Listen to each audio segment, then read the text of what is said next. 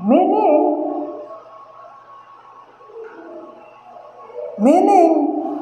every word is spoken by Jesus Christ Himself.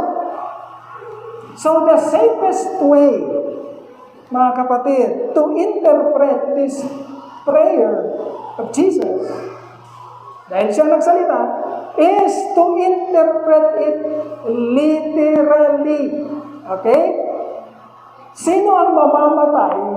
Mamamatay na at gagawin pang obscure or nakalilito at hindi direkta ang kanyang sasabihin? Sinong tao ang mamamatay na guguluhin pa ang kanyang wordings para hindi maintindihan ng mga makikinig sa kanya ang kanyang sasabihin? Imagine that. Jesus Christ will die tomorrow.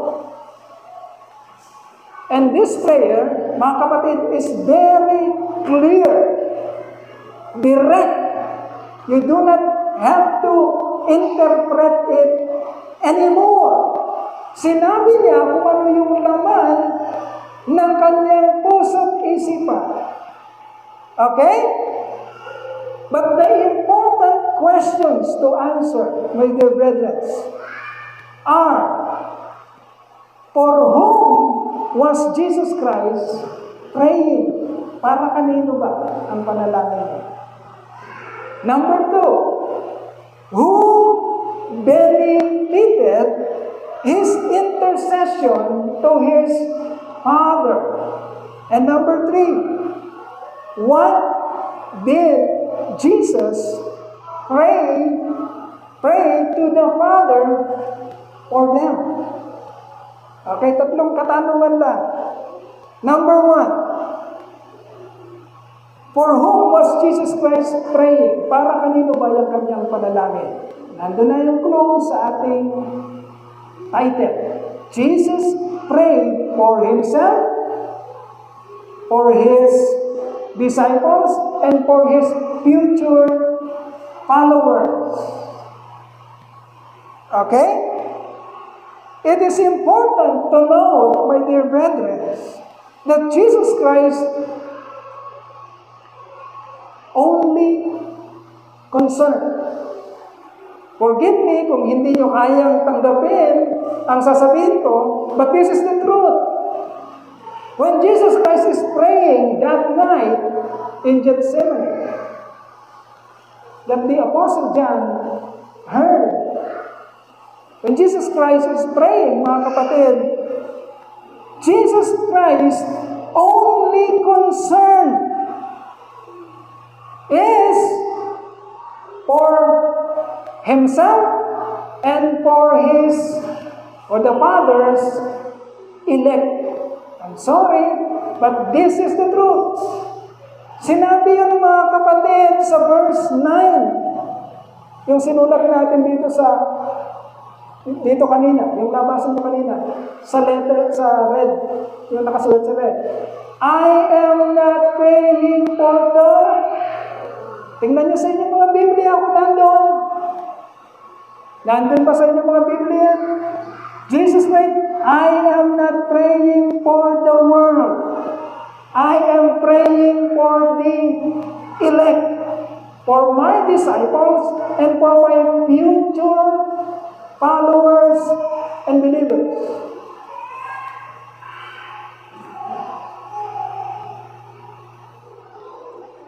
Jesus Christ prayed only, listen very carefully, because your joy lies, your true worship lies within the truth that you will hear. Kung maririnig yung mabuti ang tinig ng Panginoon, sasabog ang inyong pagpapasalamat, sasabog ang inyong pagpupuri at pagsamba, magiging makatotohanan kayo sa harapan ng Diyos.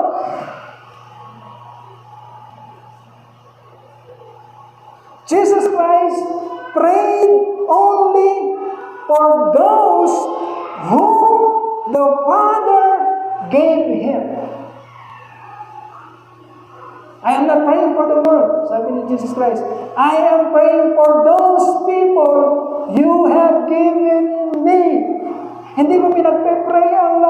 pinagpipray ko ang mga tao na ibinigay mo sa akin. Nakasulat pa yun. Nakasulat yun. And if you will meditate at nararamdaman mo na kasama mo siya sa buhay mo, sasama mo ngayong pasasalamat.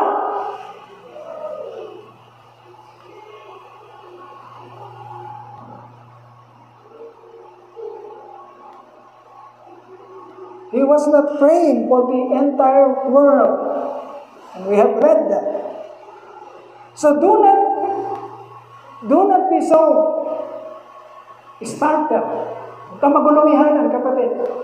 Kahit nabasa mo yun, kahit naririnig mo to, huwag kang magugulumihanan. Do not be so startled with the thought that Jesus did not die for every human being.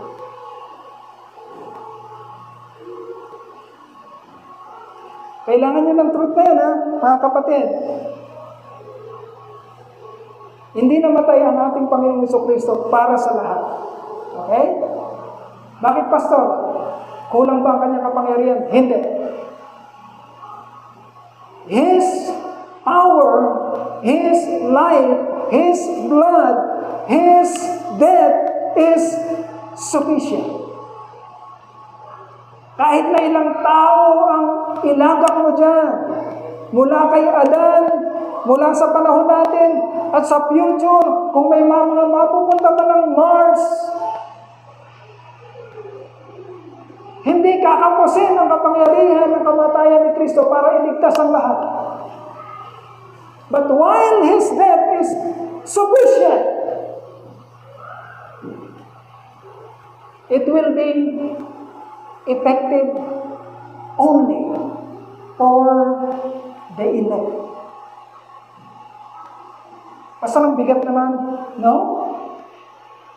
Hindi mabigat yan, mga kapatid.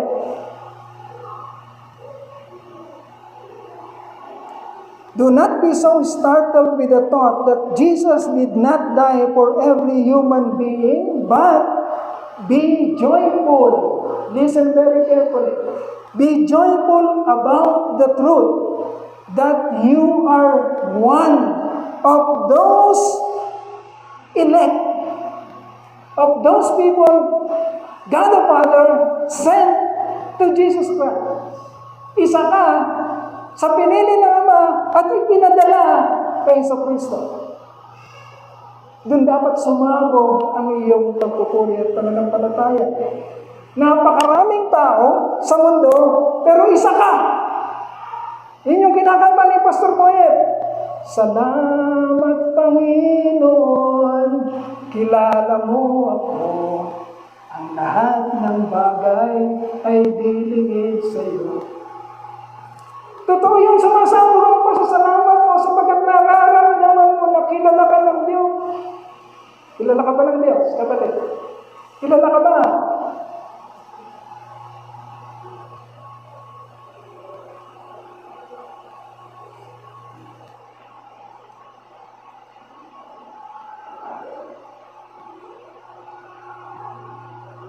Huwag kang masyadong magulumihan at pakaisiping mabuti, kapatid. Ang katanungan, bakit ganon? Bakit namili ang Diyos ng ililigtas? Bakit namili ang Diyos ng mga taong hihirangin niya? Do not dwell on that. Alam mo kung bakit? Hindi mo matatagpuan ang kasagutan. Okay? Do not dwell on that. That very hard but thoughtful decision is not for you to make. Hindi ikaw ang nag-decide at hindi ikaw ang mamimili. Kasi kung si Pastor Doy ang mamimili ng mga maliligtas, mga kapatid, mapalad kayo lahat dito na nandito ngayon. Kung si Pastor Doy ang magdi-decide at mamimili, wala akong iiwanan sa inyong lahat. Because bias si Pastor Doy. Wala akong iiwanan sa pamilya ko, wala akong iiwanan sa mga kapatid ko, wala akong iiwanan sa mga kaibigan ko, wala akong iiwanan sa Truth and Life Christian Church. Wala kung si Pastor Doy ang mamimili. But that decision and that choice is not for Pastor Doy to make. Hindi po akong gagawa nun. Ang gagawa nun, o gumawa nun, ginawa na. It has been made already. That choice, that election has been made already. At ang gumawa nun, mga kapatid, ay ang ating Panginoon, ang ating Diyos. Hindi pa man nagsisimula ang sinuko. Meron ba nakasulat doon? Ang tagal na natin pinag-aaralan, Ephesians chapter 1. That very hard but thoughtful decision is not for you to make, but His, our God. And the choice has been made before the world began. Tapos na po yung desisyon na yun. It's not for you to question. Anyway, masasabi mo ba kung sino ang niligtas at kung sino ang hindi? Kaya bang alamin ng naggagaling-galingan mong utak kung sino yung ligtas o kung sino yung hindi? Kaya ba? Hindi. Wala tayong kakayanan. Kahit na gusto ni Pastor Doy na ligtas kayong lahat, hindi ko alam kung sino-sino sa inyo ang ligtas o hindi. Yun ang katotohanan. Sino lang ang nakakaalam? Ang Diyos. Our only duty, our only obligation, my dear brethren, ang obligasyon natin ay hindi alamin kung sino ang ligtas o hindi, but ipamalita, sabihin, ipangaral ang mabuting balita. Because that is the one and only power of God para gisingin ang patay nating spirit. Okay? Huwag natin pagtalunan kung sino ligtas o hindi. Hindi natin malalaman. Ang duty natin, mga kapatid, kagaya ng katatapos na gawain at pinangunahan ni Sister Cora, ilang araw din kami nagpupunta dun sa mga iba't ibang lugar. We have experienced the field. Hindi madali. Akyat-akyat dun sa bundok. Punta-punta dun sa malapit sa dagat. Hindi madali. Umaambon. Dalhin ang mabuting balita by any means.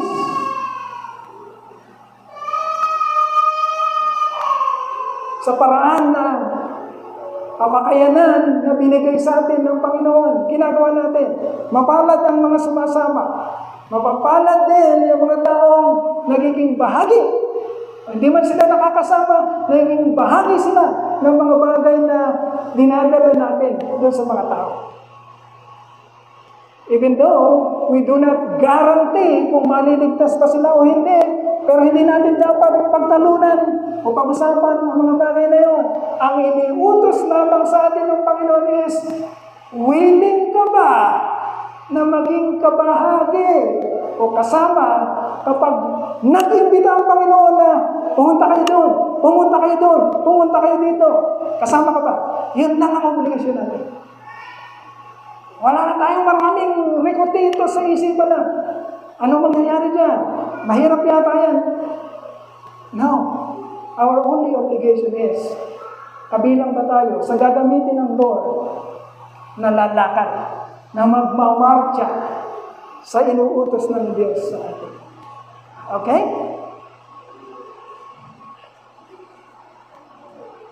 But the truth na narinig natin, mga kapatid, ang Diyos ay humira at na-experience natin yung joy ng pagkahiram ng Panginoon. Na-experience mo ba ang joy? Baka nag-uusap tayo na hindi mo na-experience ang joy of your salvation.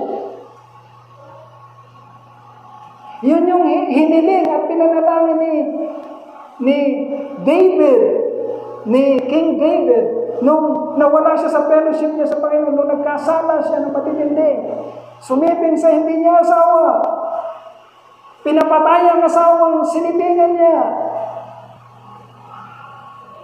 nilagay sa karukrukan ng gera si Uriah, sinipingan niya asawa ni Uriah, si Bathsheba. Nawala yung fellowship niya. Ano na lang ang hinahanap ni David, ni King David? Ano yung gustong-gusto niya makabalik sa kanya? The joy of his salvation is written in the book of Psalms. Cast me not away from thy presence, O God. Take not thy Holy Spirit from me. Restore unto me the joy of my salvation, and renew a right spirit within me. Nararamdaman mo ba yun? O babad ka sa mundo? Kaya hindi ka manalo-nalo sa tentasyon sa buhay. Babad ka sa mundo. Kaya hindi mo nararamdaman ang joy ng salvation. Mapalad ka, narinig mo ang salita ng Panginoon at ginigising ka. Number 2, who benefited from his intercession to the Father? Sino ang nakinabang sa kanyang intercession or pamamagitan sa Ama nung malapit na siyang mamatay? Sino ang nakinabang? Jesus himself, the disciples, and the future followers of Jesus benefited from Jesus' intercession to the Father. Sila ang mga nakinabang. Tayo. The intercession was made for Jesus' glory, for Jesus' honor, and also for the elect's purest, lasting, eternal joy. Dalawa ang punteriya ng intercession ni Jesus Christ. Dalawa. Okay? Number 1, the glory of Jesus. Number 2, our joy. Huwag kang papayag na attend ka ng pananambahan, attend ka ng mga worship services na hindi mo nararamdaman ang joy of salvation. Kailangan mo yung kapatid. That must be your driving force. That must be your motivation. Bakit nagpupunta ka sa worship services? Kasi meron kang joy of salvation. Because yun ang katuparan. Kung meron kang joy of salvation, kapatid, nagkatotoo na sa'yo kung ano ang ipinanalangin ni Jesus Christ bago siya namatay sa cross ng Kalbaryo. Okay? He prayed for you to have that joy. Kasi ngayon, mapapatotohanan natin, makukumpirma na natin mga kapatid. 2,000 years ago, bago namatay si Yesu Cristo sa cross ng Kalbaryo, nananalangin siya. Ang unang panalangin niya, Ama, ibigay mo sa akin ang glory. Ang glory o kaluwalhatian na nasa akin na bago pa man nagsimula ang lahat. Yun ang unang prayer niya. 2,000 years sa panahon natin ngayon. Tatanungin mo kayo, nakuha ba ni Jesus Christ ang glory? Nag-glorify ba si Jesus Christ? Nangyari yung unang prayer niya. Nasa kanya ang glory ngayon. Ang tanong, nasa iyo ba ang joy ng salvation na pinag-pray niya para sa iyo? Assess yourself. Tingnan mo sa buhay mo, tingnan mo sa puso mo. nasa iyo ba ang joy ng salvation? Kung nasa iyo, isa ka sa mga hinirang ng Diyos. Sapagkat nagkatotoo sa iyo yung pinanalangin ni Jesus Christ. Okay? Nangyayari sa buhay mo. At kailanman hindi magkakamali, hindi makatalo ng kung anuman negatibo ang kapangyarihan ng panalangin o ng intercession ng ating Panginoon sa Kristo. Mangyayari sa iyo. Okay? The beneficiary of Jesus' death upon the cross of Calvary are those people whom God the Father destined for glory. Sino sila? Sila yung nakarinig, nakaunawa, tumanggap, at sumunod. Okay, nangyari ba sa iyo ito, kapatid? Narinig mo ba? Naunawaan mo ba? Tinanggap mo ba? Sinunod mo ba? Kapag nangyayari sa iyo, kapatid, meron kang joy of salvation. At isa ka sa mga tao na ipinanalangin ng ating Panginoon sa Kristo bago siya mamatay sa cross ng Kalbaryo. Sana nagiging malinaw sa ating mga kapatid. Sapagkat ayaw ko kayong umasa sa wala. Gusto kong makita natin pare-pareho kung ano yung katuparan ng pinangako ng Panginoon sa atin. Hindi tayo naglalaro dito, hindi tayo nagbibiruan. Kailangan natin maranasan, maangkin, maposes ang pinangako ng Panginoon sa atin.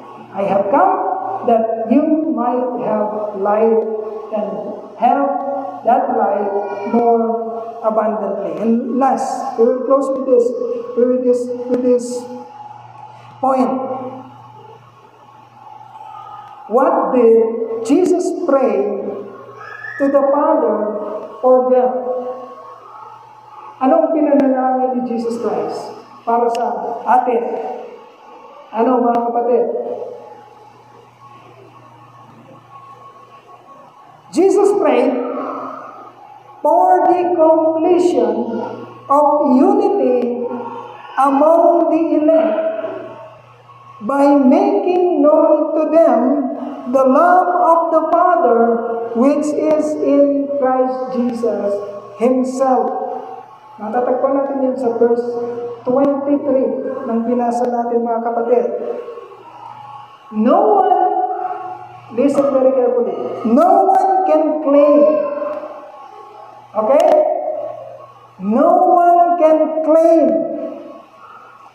a relationship with God if the love of God in Christ Jesus is not yet made known to them.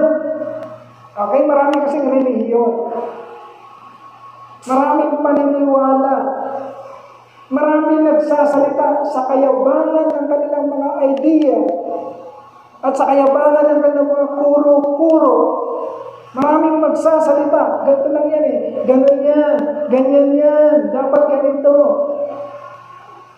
Pero mga kapatid, tandaan natin, walang sino mang tao pwedeng mag-claim o mag-angkin na kilala nila ang Diyos, nauunawaan nila ang Diyos, na meron silang relationship sa Diyos, kung hindi pa nila nauunawaan kung gaano kadakila, kung gaano kataas, kung gaano kalalim, kung gaano kalawak ang pag-ibig ng Diyos na ipinakita niya sa pamamagitan ng buhay ng Panginoong Jesucristo. We have known the love of God, my dear brother. We have known His love for us by staring, looking, knowing, understanding the life, the death, the sacrifices of our Lord Jesus Christ.